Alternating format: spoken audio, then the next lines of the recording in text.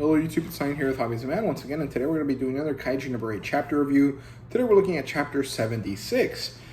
This is the last chapter of the year. That was the big piece of news that came out recently, is that Kaiju number 8 is on break / hiatus, whatever you want to call it, until sometime in January. I think January 4th or 5th, or maybe it was the 10th, I don't remember. But they're off for the holidays for a few weeks, so be aware of that. There is no new chapter coming out after this one for a while, not until next year. However, the Shonen Jump app still lists it as coming in 7 days, so that is wrong. Be aware of that.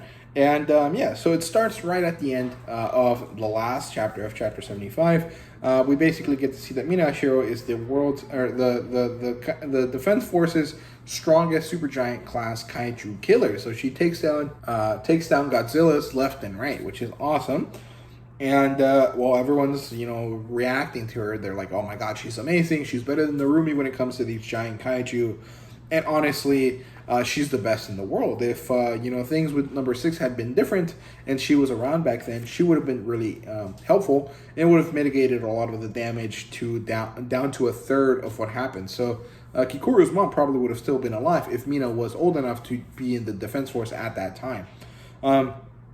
But of course, she was probably a little girl at that time, so she wasn't able to join the JDF.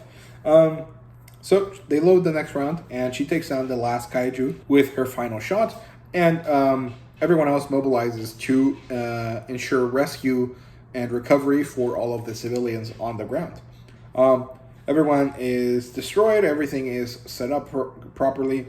And while this is happening, Kafka is reacting to this, and he's having fun. He's like, yeah, Mina is the vice captain of the Kafka Corps, blah, blah, blah, whatever. Turns out one of his co-workers hears him, and he reacts really funny, and he is told to go protect civilians, so he is sent over to do some work. Alpha Zone is clear, Delta Zone is clear, and conditions are improving in all of the other areas, zone by zone. However, problems are about to arise because it's not over yet. Kikoru mentions that there's no way that number 9 would allow such a lame end to his attack, and everyone else says, you're right, this is kind of odd. All of these kaiju are near these areas, but they're not actually doing all that much damage. And so there's something obviously going on.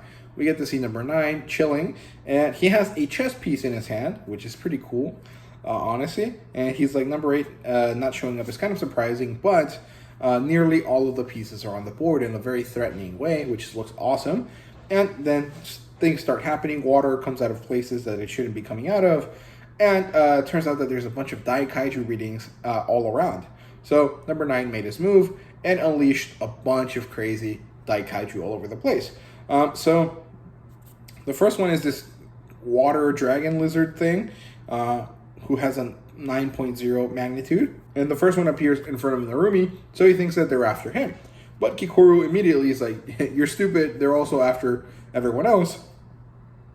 And Kikoru gets her own, then Hoshina gets his own, and then there's a few more, and they're all identified as, numbered kaiju. So we have number 11, which is a water lizard. Number 12, which looks like a centaur. He has horns, and he kind of looks like number 10, actually. Then we have number 13, who just looks like a generic bad guy with no face. He does have these kind of like bug protrusions to his face. Then kaiju number 14, which is that stone wall with the 4 faces on it. And finally, number 15 is the brain ballerina character. And that's the end of episode 7.